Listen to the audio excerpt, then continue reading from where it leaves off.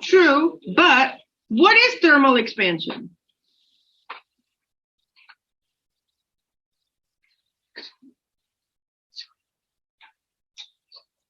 And what are the really sad side effects of them? Boom. Well, no, not quite boom, but crack and break.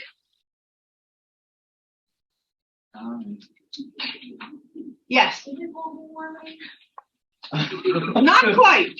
So have you ever paid attention to when you go over bridges? It seems more bumpy in the winter than the same bridge in the summer. I don't know why they have those metal joints. The metal joints. What happens to the metal joints between winter and summer? Why?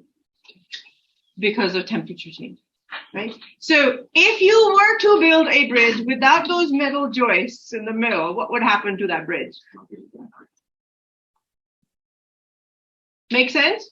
So even though they feel more bumpy between the winter and the summer, it's essential for them to be there. Same thing with train tracks, right? Have you ever seen pictures of train tracks in the summer when they did not account for the temperature changes? They're kind of like wobbly and stuff. Especially global warming, Casey, will lead to more variations in temperature changes that we have not accounted for in the past. So bad things may happen. Anywho, so what is thermal expansion? Very simply, thermal means expansion means put them together. What does that mean? Things expand when they are heated. Done. Except for water. What does water do when it goes from 4 to 0? Which makes it the reason why ice floats and saves all the fishes. Because ice is a very good insulator. And so when ice forms, the water temperature is maintained under that ice. So no matter how cold it gets on the top, the fishes still survive the winter. That is a very good property of water, that because it expands, it has a larger volume, so its density becomes smaller. So it floats on regular water and it thermally protects the fish. So the temperature and the under the water, as long as there's ice on it, is maintained. It's so fascinating, right? Okay, so what is thermal expansion in a nutshell? Things expand when heated. Ta-da! Now the next question you should be asking me as a physicist is, by how much? Yes. So what's the equation for everything? I can't just claim this and not give you an equation. So if this is the length that I have originally for something, and it expands this much when I put it under, when I heat it, not drawn to scale, may I write this as L and delta L? We have found experimentally that delta L is proportional to the original length and the delta T that it is exposed to, the change in temperature.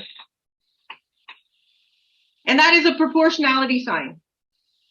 How do I get rid of a proportionality sign? Put a constant there. Pick a constant. Alpha. Let's start with the Greek letter alpha. Alpha L delta T.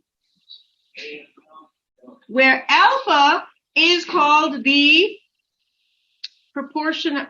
coefficient of linear expansion. Which begs the question, if I'm using the linear word here, what else could I have? So is everything only in 1D only ever, ever, ever? What else could it be in? 2 dimensions. Okay, very good. 3. Or what about 3? So how do I account for that? Really cool. For isotropic materials, iso means the same. So remember that word, it's going to come back and haunt us over and over and over again. Isobaric, isothermal, iso blah, blah, blah, blah, blah, blah, blah, right? So iso means the same. So isotropic means same properties. So isotropic means same properties, whether you go in whatever direction. If I have a 2D, so this is in 1D. So if I have a 2D object, delta A area will actually be 2 alpha A delta T. So when we go into 3D, it will just be 3 alpha V delta T. But in order to make life more complicated for normal people, you will also see this written as delta V beta V delta T.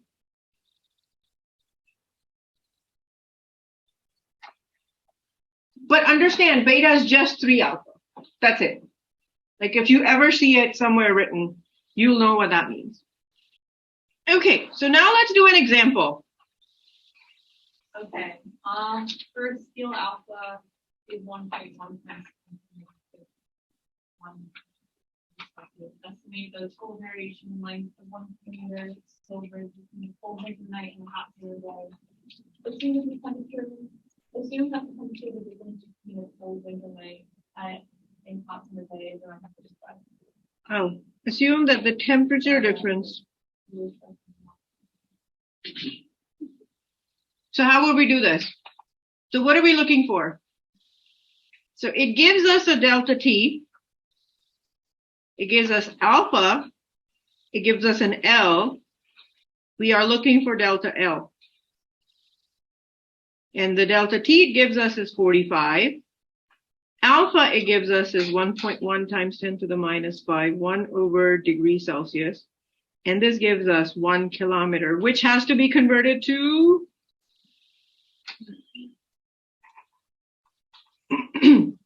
note. Should we convert the 45 degrees Celsius to Kelvin?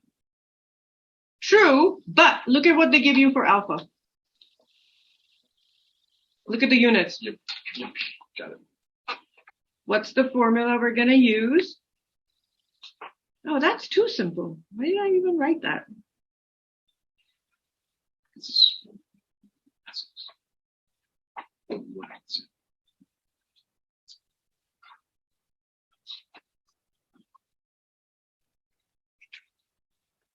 One over degree Celsius. Length is 1,000. And delta T is 45 degrees Celsius.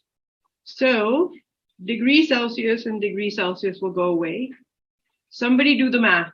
0.495 meters. So what is the total length between that change? So the L final is